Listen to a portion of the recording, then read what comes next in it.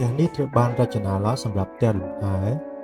វិស្វកម្មតាមបែប Mid-century Modern Design ឡើងដោយស្ថាបត្យករអៀប៉ោកុង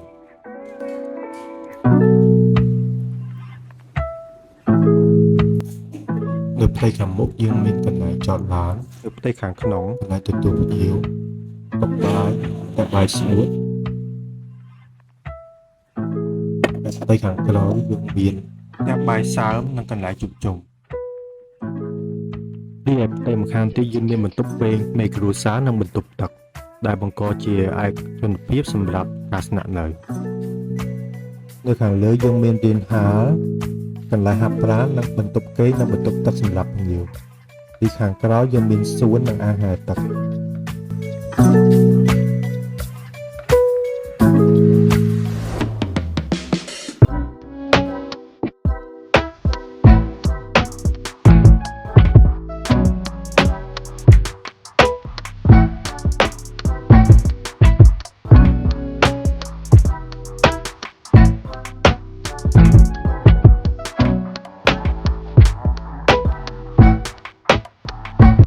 លេខល្អនៃផ្ទះនេះត្រូវបាន design ឡើងដោយផ្ទៃបើកទូលាយតភ្ជាប់រវាងទឹកថ្លៃទទួលភ្ញៀវតុបាយផ្ទះបាយសើមផ្ទះបាយស្ងួត